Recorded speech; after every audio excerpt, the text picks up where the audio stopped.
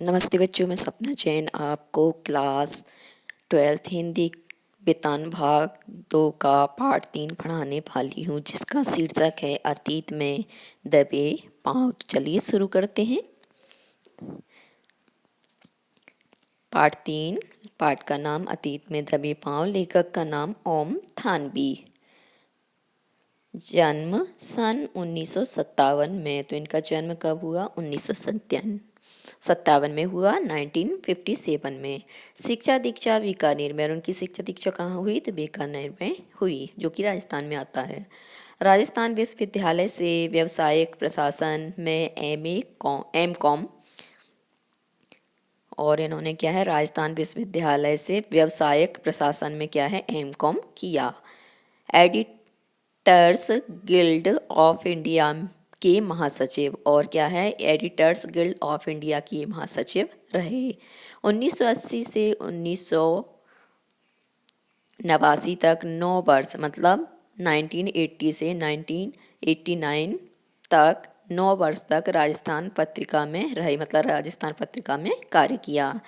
इतवारी पत्रिका के संपादन ने साप्ताहिक को विशेष प्रतिष्ठा दिलाई। और बता रहे हैं कि इतवारी जो पत्रिका है, इसके संपादन ने इन्हें साप्ताहिक को जो विशेष प्रसिद्धि है वह दिलवाई। सजग और बौद्धिक समाज में इतवारी पत्रिका ने अपने दौर में विशिष्ट स्थान बनाया। और बताते हैं कि सजग मतलब सचेत, बौद्धिक समाज में इतवारी पत्रिका ने अपने दौर में क्या है, एक विशिष्ट स्थान प्राप्त किया या बनाया। अपने सामाजिक और सांस्कृतिक सरोकारों के लिए जाने जाते हैं। ये अपने सांस्कृतिक सरोकार के लिए जाने जाते हैं। अभिनेता और निर्देशक के रूप में स्वयं रंगमंच पर सक्रिय रहे, और अभिनेता और निर्देशक के रूप में भी इन्होंने कार्य किया। साहित्य, कला, सिनेमा, वास्तुकला, पुरातत्व और पर्यावरण में गहन दिलचस्पी रखते हैं। तो ये किस किस में गहन दिलचस्पी रखते हैं? तो साहित्य में, कला में, सिनेमा में, वास्तुकला में, पुरातत्व और पर्यावरण में। आगे देखते हैं।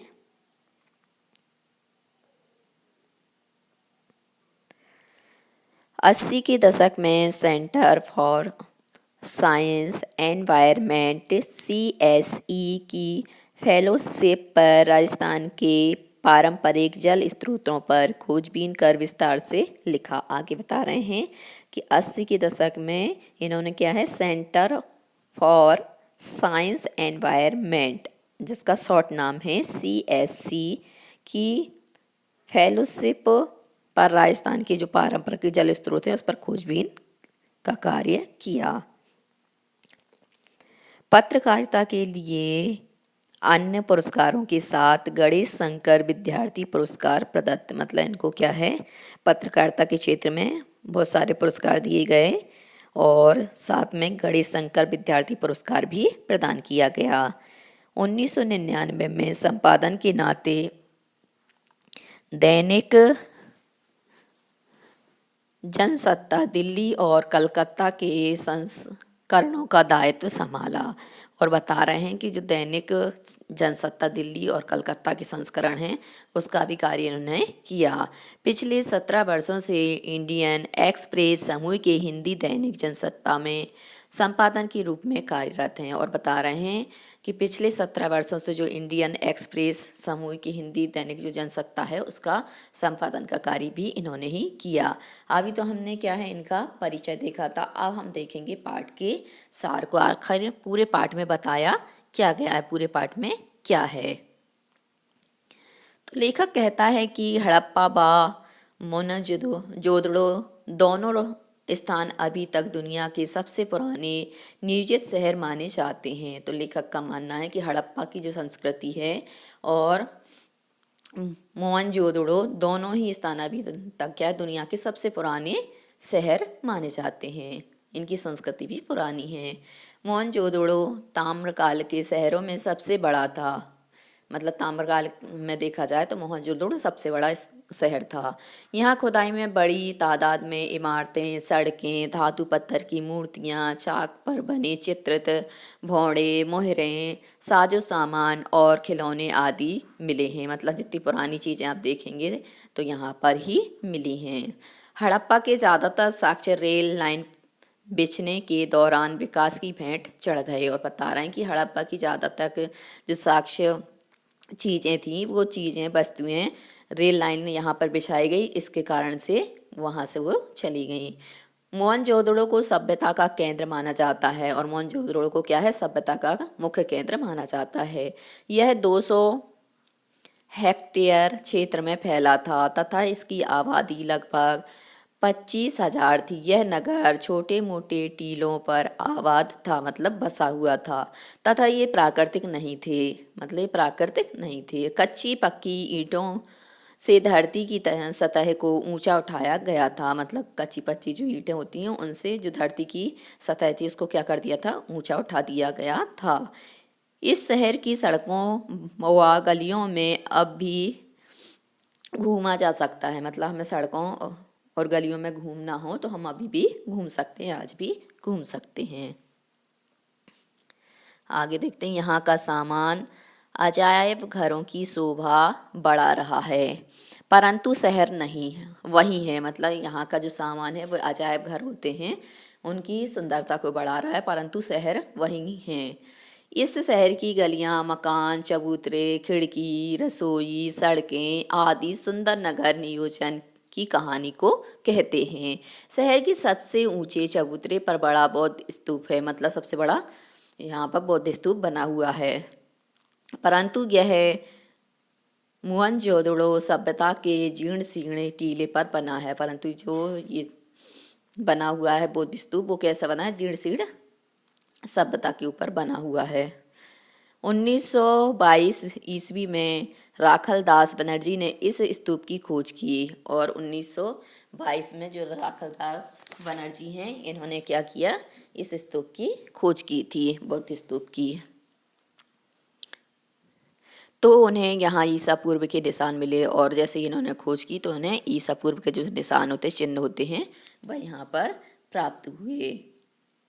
तत्कालीन भारतीय पुरातत्व सर्वेक्षण के महानिर्देशक जॉन मार्शल के निर्देश पर खुदाई का व्यापक अभियान शुरू हुआ और बताते हैं तत्कालीन भारतीय पुरातत्व सर्वेक्षण के महानिर्देशक कौन, जॉन मार्शल, इनके निर्देश पर खुदाई का जो बड़ा अभियान है वह शुरू हुआ। भारत दुनिया की प्राचीन लेखक सबसे पहले इसी स्तूप पर पहुंचा। इसे नागर भारत का सबसे पुराना लैंडस्केप कहा गया है। सर्दी के मौसम में भी धूप घुमाए तो तस्वीरों के रंग उड़े हुए प्रतीत होते हैं, मतलब यहाँ पर इतनी तेज धूप पड़ती है कि तस्वीरों के रंग ही उड़ जाते हैं। स्तूप वाले हिस्से को गढ़ कहा जाता है, जो स्तूप वाले हिस्से हैं उनको क्या कहते हैं, गढ़। दुनिया भर की प्रसिद्ध इमारतों के खंडहर चबूतरे के पश्चिम में हैं। इनमें प्रशासनिक इमारतें, सभा भवन, ज्ञानशाला और कोठार हैं। केवल अनुष्ठानिक महाकुंड अपने मूल स्वरूप में बचा है, शेष इमारतें उजड़ी हुई हैं। मोहनजोदड़ो का नगर नियोजन बेमिसाल है, मतलब यहाँ का जो नगर नियोजन किया गया है वह बेमिसाल है। अधिकांश सड़कें सीधी हैं या आड़ी, इसे वास्तुकार गिर्ड प्लान कहते हैं और बता रहे हैं कि अधिकांश जो सड़कें सीधी हैं या आड़ी हैं इसे वास्तुकार जो होते हैं वह गिर्ड प्लान कहते हैं इनको। आजकल सी सेक्टर माका कॉलोनियों में हमें आड़ा सीधा नियोजन मिलता है परंतु वह रहन सहन को नीरस बनाता है।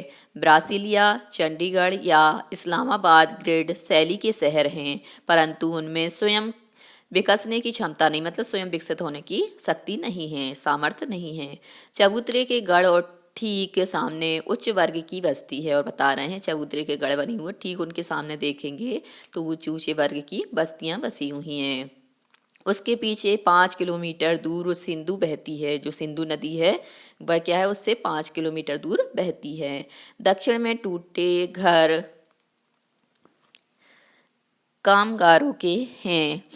लेखक प्रश्न करता है कि निम्न वर्ग का अस्तित्व था या नहीं, मतलब वहाँ पर निम्न लोग रहते भी थे या नहीं रहते थे। शायद उनके घर कमजोर रहे जो समय के अनुसार नष्ट हो गए होंगे, मतलब उनके घर कमजोर रहे होंगे जो समय के साथ नष्ट हो गए होंगे। टीले के पश्चात महाकुंड है, इसका नाम देव मार्ग रखा गया है। और बता रहे हैं कि टीले के पास महाकुंड है और इसका नाम क्या रखा गया है, तो देव मार्ग।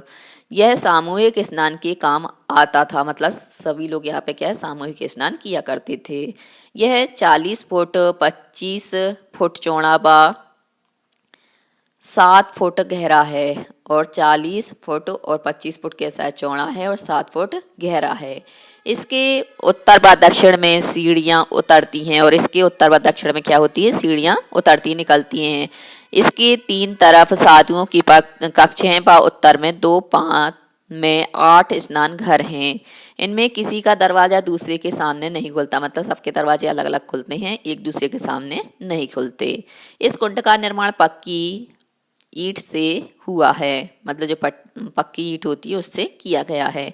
पानी का रिसाव रोकने तथा गंदा या गंदे पानी से बचाव के लिए कुंड के तल व दीवारों पर चूने व चिरोड़ी के गारे प्रयोग किया गया है।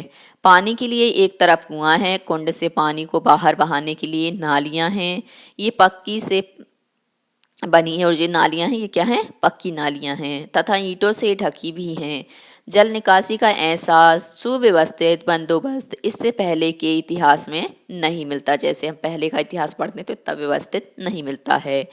कुंड के दूसरी तरफ विशाल कोठार है, शायद यह कर के रूप में हासिल अनाज जमा किया जाता था। और बता रहे कि ये बना करके वहाँ पर क्या करते थे, अनाज होते थे उनको सुरक्षित रखा जाता था जमा करके। यहाँ 9 चौकियों की 3 कतारें हैं तथा उत्तर की एक गली में बैलगाड़ियों के प्रयोग के साक्ष्य मिले हैं। और बता रहे हैं कि यहाँ पर क्या है, 9 चौकियाँ हैं और 3 कतारें हैं उनकी 9। और उत्तर की एक गली में क्या है, बैलगाड़ियों के प्रयोग के साक्ष्य मिले हैं, जो माल की धुलाई करती होंगी, मतलब ढुलाई करती होंगी, इधर से उधर ले जाती होंगी। सिंधु घाटी काल में व्यापार के साथ उन्नत खेती भी होती थी। अब इसे खेतीहर व पशुपालक सभ्यता माना जाता है। और बता रहे हैं कि यहाँ खेती होती थी, पशुओं का पालन होता था, इस कारण से इसे पशुपालक सभ्यता भी माना जाता है। पत्थर व तांबे की बहुतायत थी, मतलब पत्थर और तांबे यहाँ पर बहुत सारे थे, परंतु लोहा नहीं था। यहाँ पर लोहा नहीं था। पत्थर सिंध में तथा तांबा राजस्थान में मिलता था, मतलब पत्थर सिंध में चले जाओ और तांबा प्राप्त करना है तो राजस्थान। इनके उपकरण खेती बाड़ी में प्रयोग किए जाते थे, और इनके उपकरण औजार आदि हैं वह खेती बाड़ी आदि में प्रयोग किए जाते थे। कपास, गेहूँ, जौ, सरसों व चने की उपज के सबूत मिले हैं। यहाँ कपास, बेर, खजूर, खरबूजे, अंगूर, ज्वार, बाजरा और रागी की खेती भी होती थी। यहाँ से मिला सूती कपड़ा दुनिया के सबसे पुराने नमूनों में से एक है, मतलब सबसे पुराने नमूनों में से देखा जाए तो अलग ही है। दूसरा सूती कपड़ा दुनिया के सबसे पुराने नमूनों में से एक है। दूसरा सूती कपड़ा 3000 ईसा पूर्व का है, मतलब 3000 ईसा पूर्व का यह कपड़ा माना जाता है, सूती कपड़ा, जो जॉर्डन में मिला, मतलब जॉर्डन जगह है वहाँ पर मिला। मोहनजोदड़ो में रंगाई भी होती थी, मतलब रंगाई का जो कार्य है वह कहाँ होता था, तो मोहनजोदड़ो में ही होता था। ऊन व लिनन का आयात सुमेर से होता था, मतलब ऊन जो होता है, ऊन और लिनन, इसका आयात कहाँ से होता था, सुमेर से। महाकुंड के उत्तर पूर्व में लंबी इमारत के अवशेष मिले हैं, और महाकुंड के उत्तर और पूर्व दिशा में क्या है, लंबी इमारत के जो अवशेष हैं वह भी प्राप्त हुए हैं। इसके बीच में खुला बड़ा दालान है तथा 3 तरफ बरामदे हैं। इसे कॉलेज ऑफ क्रिस्टल माना जाता है।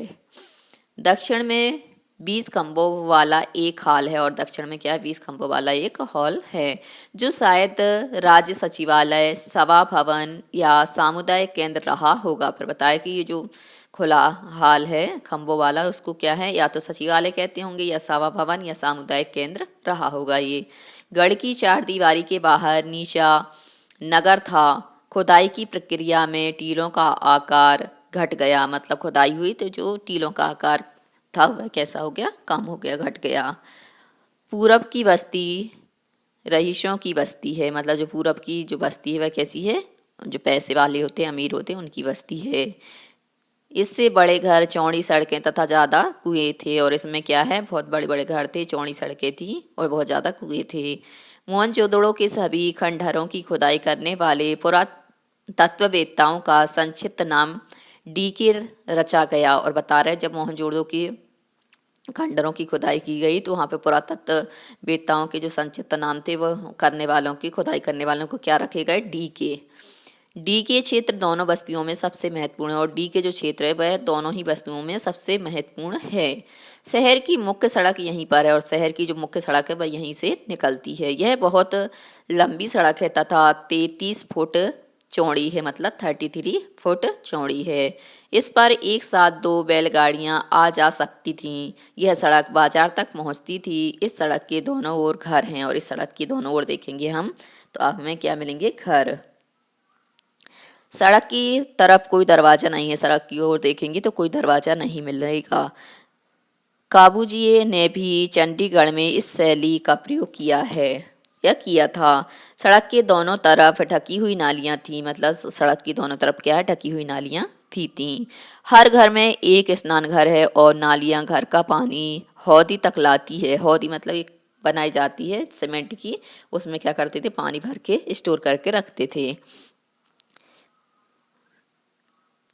तथा फिर वे नालियों के जाल से जुड़ जाती हैं और ये हौदी यही बाद में क्या है, नालियों के जो जाल हैं उससे जुड़ जाती हैं। ज़्यादातर नालियाँ ढकी हुई हैं। बस्ती के कुएं पकी हुई एक ही आकार की ईंटों से बने हैं।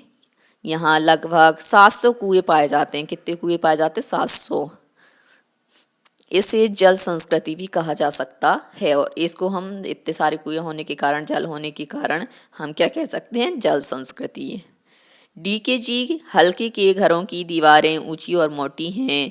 यहाँ शायद 2 मंजिले मकान भी होंगे। सभी पकी हुई ईंटों से बने थे तथा ईंटें भी एक ही आकार के समानानुपात की हैं, मतलब एक जैसी ही बनी थी, जैसे 1 2 3 ऐसे अनुपात से बनाई थी।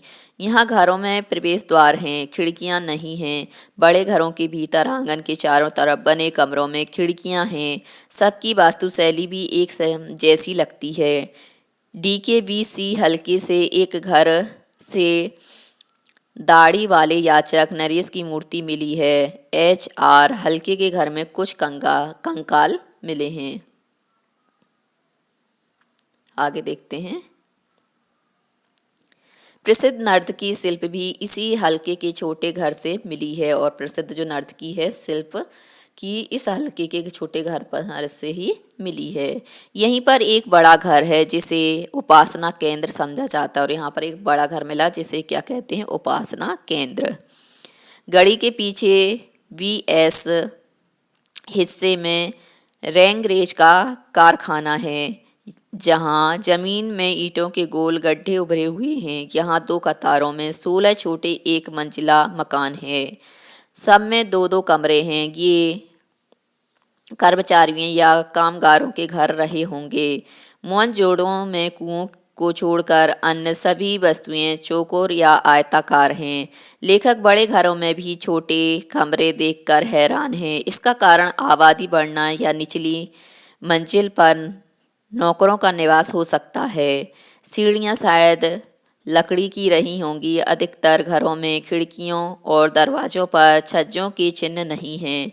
गर्म क्षेत्र में ये चीज़ें आम होती हैं। इसका तात्पर्य यह है कि हाथी, शेर, गैंडा आदि जीवों की तस्वीरों से लगता है कि यहाँ जंगल थे तथा अच्छी खेती से सिंचाई की जाती थी। इस क्षेत्र में नहर के प्रमाण नहीं मिलते, मतलब इस क्षेत्र में आप देखेंगे तो नहर के प्रमाण आपको नहीं मिलेंगे।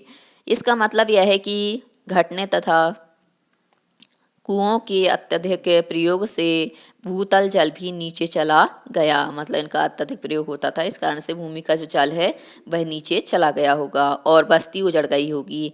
तेज हवा बह रही थी। हर जगह लेखक को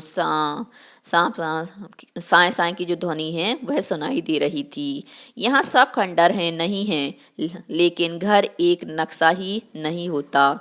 हर घर का एक संस्कारमय आकार होता है, मतलब नक्शा ही नहीं होता बल्कि एक संस्कारमय आकार भी, आकृति भी होती है। किसी भी घर समय एक अपराध बोध भी होता था। लेखक को यहाँ राजस्थान व सिंधु गुजरात के घर याद आ गए। यहाँ ज्वार की खेती हजारों साल से होती है। मोहनजोदड़ो के घरों के टहलते हुए उसे जैसलमेर के गांव कुलधरा आई। यह पीले पत्थर के घरों वाला एक खूबसूरत गांव है। मतलब यहाँ पे आकर जैसलमेर, वहाँ पे जो घर देख रहे हैं तो वो कैसा है, बहुत सुंदर है। यहाँ घर है परंतु लोग नहीं, यहाँ पर घर तो हैं परंतु उसमें रहने वाले व्यक्ति नहीं हैं। 150 साल पहले राजा से तकरार पर स्वाभिमानी गांव का हर सदस्य अपना घर छोड़कर चला गया। मतलब यहाँ पर राजा से लड़ाई हो गई थी, तकरार हो गई थी, झगड़ा होने के कारण जितने भी स्वाभिमानी लोग थे तो वो उन्होंने क्या किया, गांव को छोड़कर ही चले गए। घर खंडर हो गए पर ढले नहीं, मतलब ढह जाते, बोलते व्यक्ति नहीं रहते हैं तो जो घर होते वो अपने आप ही गिरने लगते हैं। ढहना मतलब लोग निकल गए, वक्त वहीं रह गया। जॉन मार्शल ने मोहनजोदड़ो पर 3 खंडों में एक विशाल ग्रंथ छपवाया। और बता रहे हैं कि समय बीत गया और उसके बाद जो है इनके ऊपर क्या है, एक विशाल ग्रंथ लिखवाया गया। उसमें खुदाई में मिली ठोस पहियों वाली मिट्टी की गाड़ी के चित्र के साथ सिंध की वर्तमान बैलगाड़ी का चित्र प्रकाशित है। दोनों में कमानियां या आरे वाले पहिए का प्रयोग किया गया है। अब उन पहियों की जगह जीव के उतरन पहिए लगते हैं। जीप के जो उतरे हुए पहिए होते हैं वह लगते हैं। हवाई जहाज के उतरन पहिए बाजार में आने के बाद ऊंट गाड़ी का भी आविष्कार हो गया। मेजबान ने अजायब घर के बारे में बताया। यह अजायब घर छोटा है तथा सामान भी ज़्यादा नहीं है। अधिकतर चीज़ें कराची, लाहौर, दिल्ली और लंदन की हैं। मतलब इस अजायब घर में मोहनजोदड़ो से ही 50,000 से ज़्यादा चीज़ें मिली हैं। यहाँ पर काला पड़ गया एक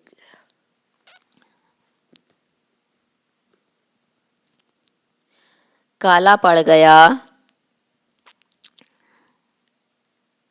एक मिनट,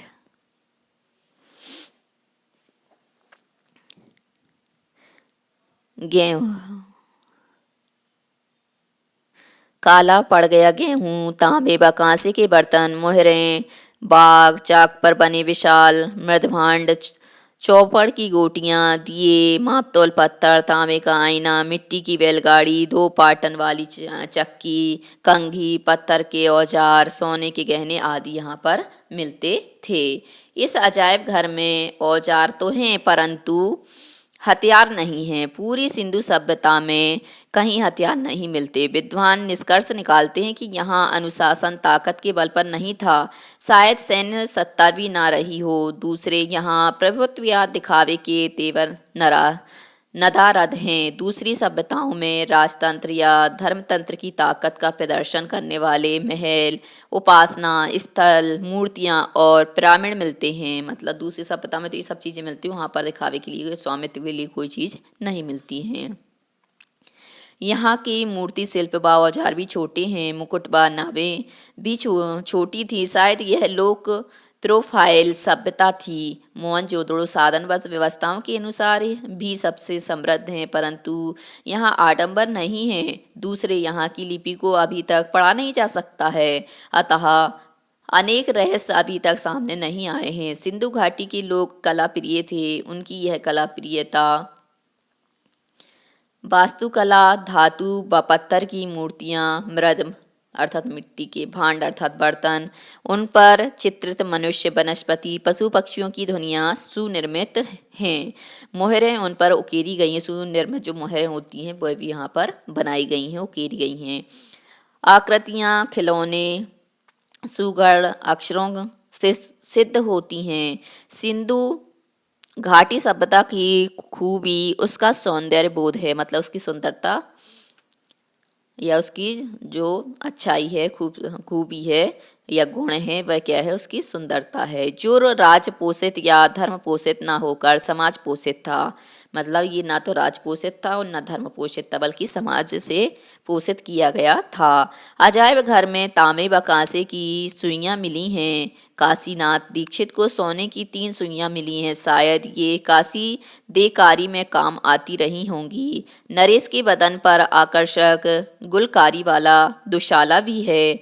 आज छापे वाला कपड़ा अजरक सिंध की खास पहचान है। यहाँ हाथी दांत व तांबे के सुए भी मिले हैं, जो शायद दरिया बनाने के काम आते थे। अब मौन जोदड़ों में खुदाई बंद कर दी गई है, क्योंकि सिंधु के पानी के रिसाव से क्षार और दलदल की समस्या पैदा हो गई है। अब इन खंडरों को बचाकर रखना ही बड़ी चुनौती है।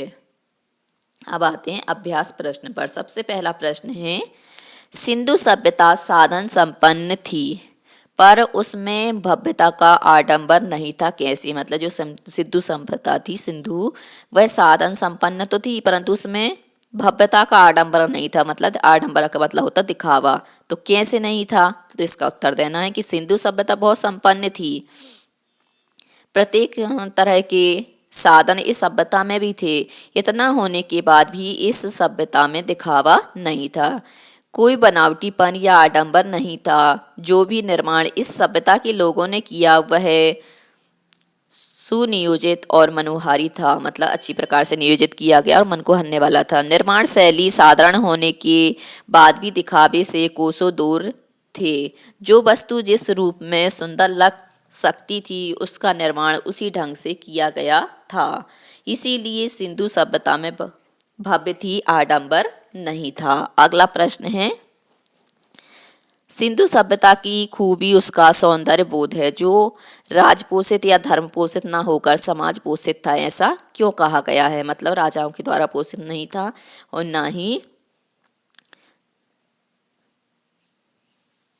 धर्म के द्वारा पोषित था, समाज पोषित था। ऐसा जो बात कही गई ऐसी, वो क्यों कही गई है? तो इसका उत्तर है, सिंधु सभ्यता के लोगों में कला या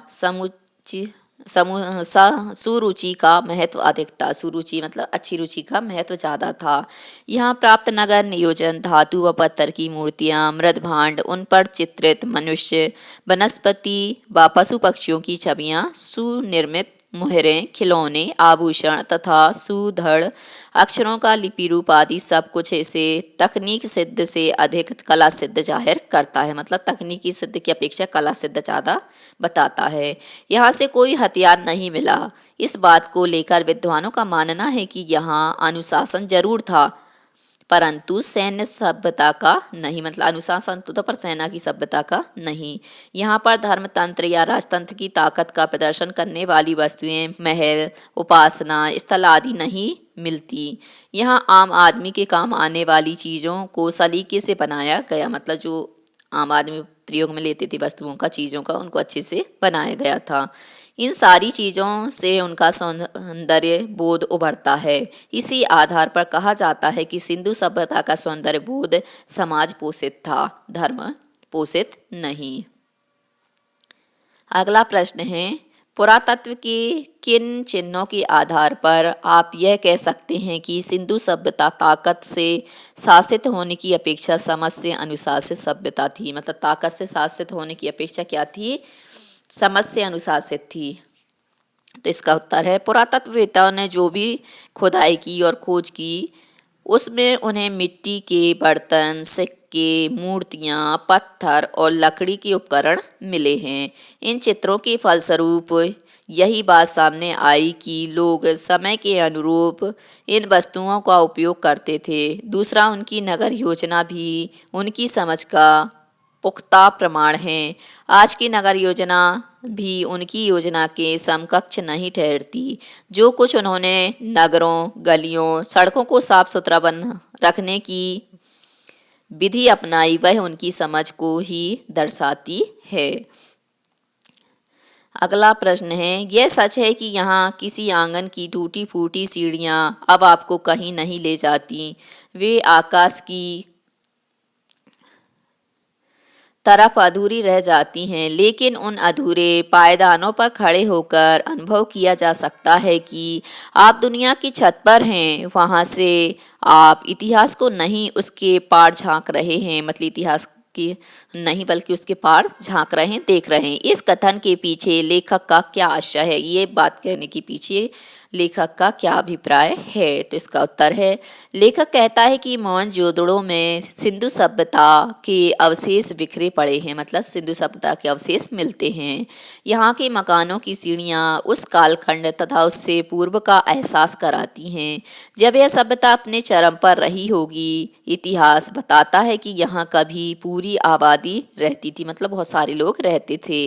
यह सभ्यता विश्व की प्राचीनतम सभ्यता है, और यह सभ्यता कैसी? विश्व की सबसे पुरानी सभ्यता है। यहाँ के अधूरे पायदानों पर खड़े होकर हम गर्व महसूस कर सकते हैं कि जिस समय दुनिया में ज्ञान रूपी सूर्योदय नहीं था, उस समय हमारे पास एक सुसंस्कृत व विकसित सभ्यता थी। मतलब ज्ञान ही नहीं था दुनिया में, और ज्ञान का उदय ही नहीं हुआ था, उससे पहले ही हमारी सभ्यता में क्या है? सुसंस्कृत और विकसित सभ्यता पहले ही से समाहित थी। इसमें महानगर भी थे। इनको विकसित होने भी काफ़ी समय लगा होगा, मतलब इनको विकसित होने में भी बहुत समय लगा होगा। यह हमारे इतिहास को आँखों के सामने प्रत्यक्ष कर देता है, और ये हमारे इतिहास को क्या करता है? आँखों के सामने दिखा भी देता है। उस समय का ज्ञान, उनके द्वारा स्थापित मानदंड आज भी हमारे लिए अनुकरणीय हैं। तत्कालीन नगर योजना को आज की नगरीय संस्कृति में प्रयोग किया जाता है। अब इसका दूसरा प्रश्न है, टूटे फूटे खंडर सभ्यता और संस्कृति के इतिहास के साथ साथ धड़कती जिंदगियों के अनछुए समयों का भी दस्तावेज होते हैं। इस कथन का भाव स्पष्ट कीजिए। तो इसका उत्तर है, जब कोई सभ्यता या संस्कृति काल के ग्रास में समा जाए तो पीछे टूटे फूटे खंडर छोड़ जाती है। इन्हीं टूटे फूटे खंडरों की खोज के आधार पर एक अमुक सभ्यता और संस्कृति के बारे में जानने का प्रयास किया जाता है कि आखिर ये सभ्यता क्या रही थी, ये संस्कृति कैसी थी। सिंधु घाटी सभ्यता विश्व की सबसे प्राचीन सभ्यता थी, और जो सिंधु घाटी सभ्यता है वह हमारी सबसे पुरानी सभ्यता रही है।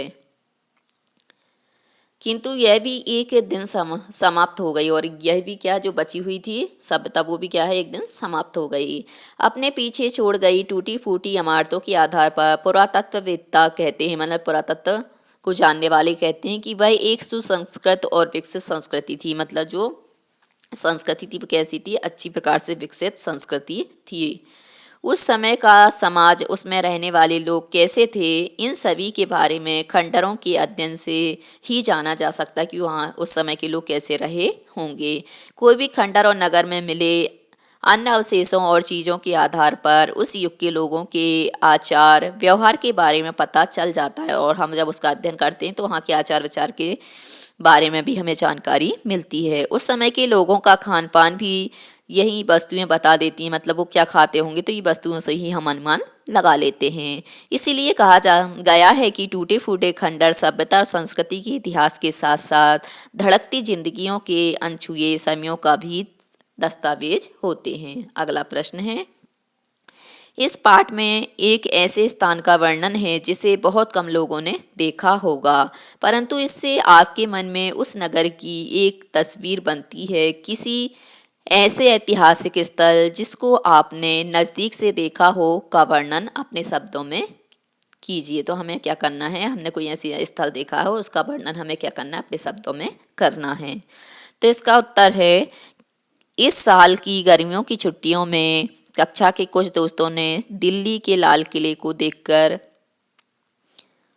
आने का कार्यक्रम बनाया। मतलब उन्होंने सोचा कि हम सब क्या करेंगे, दिल्ली के लाल किले को देखने चलेंगे। निर्धारित तिथि को हम 6 दोस्त वहाँ गए, और हमने जो डेट निर्धारित की थी उस डेट पर हम क्या है, दिल्ली पहुँच गए। लाल किले को देखने के बाद मन में कल्पना हिलोरें मारने लगी, मतलब कल्पना उत्पन्न होने लगी। इसे देखकर मुगल सत्ता के मजबूत आधार का पता चलता है। इतने विशाल किले का निर्माण शाहजहां ने करवाया, जिस पर अत्यधिक धन खर्च हुआ होगा। मतलब ऐसा तो बन नहीं सकता, बहुत सारा पैसा लगा होगा। यह निर्माण उस समय के शांत शासन व समृद्ध के युग का परिचय कराता है। मतलब हमारी जो उस समय क्या है, धन पैसा बहुत ज़्यादा रहा होगा, और उस समय का जो शासन है वह भी कैसा समृद्ध था, तभी जाके तो इतने बड़े लाल किला का निर्माण करवाया, ये परिचय देता है। इसका निर्माण लाल पत्थरों से करवाया गया और इसका क्योंकि लाल किला क्या है, पूरे लाल पत्थरों से बना हुआ है।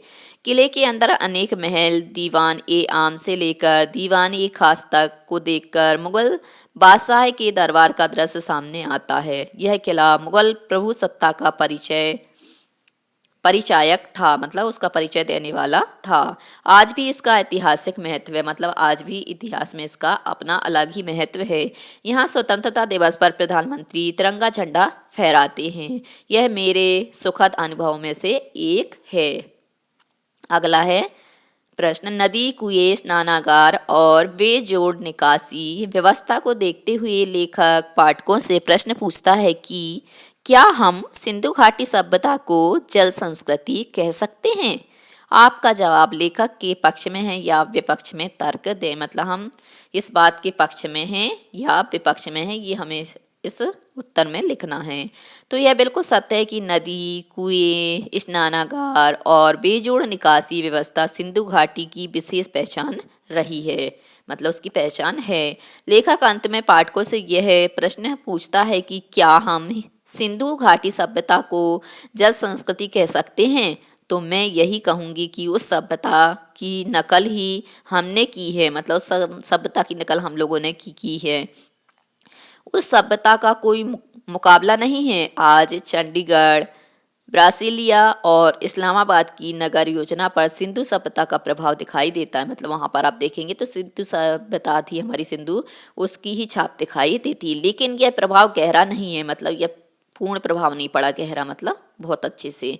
सिंधु घाटी के लोगों ने अपनी समझ और दूरदर्शिता का परिचय दिया है, जबकि इन शहरों में समझ तो दिखाई देती है लेकिन दूरदर्शिता दिखाई नहीं देती। समझ तो दिखाई दे जाएगी इनकी बनावट में, परंतु दूरदर्शिता दिखाई नहीं देगी।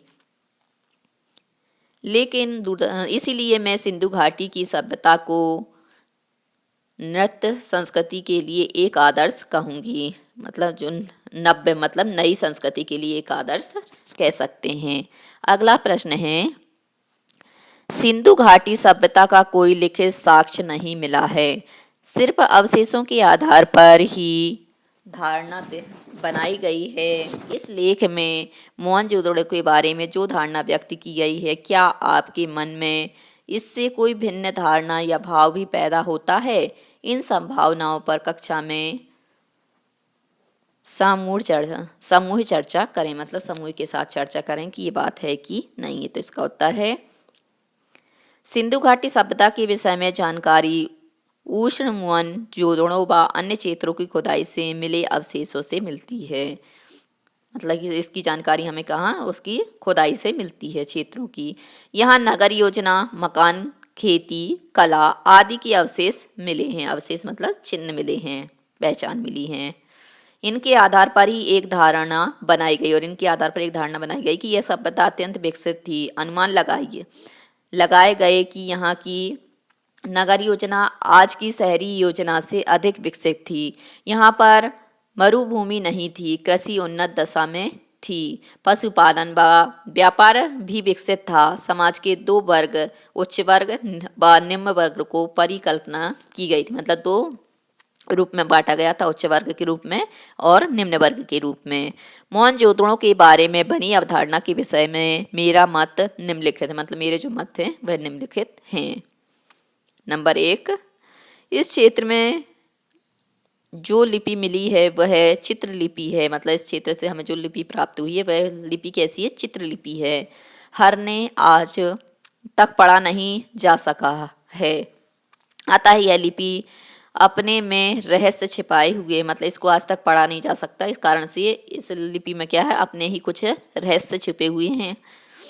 दूसरा, लिपि पढ़े न जाने पर अवशेष ही किसी सभ्यता व संस्कृति के बारे में बताते हैं, मतलब लिपि नहीं पढ़ी जाती तो उसके बचे हुए जो अवशेष हैं वही उसकी सभ्यता और संस्कृति के बारे में जानकारी देते हैं। इतनी पुरानी सभ्यता के तमाम चिन्ह सुरक्षित नहीं रह सकते।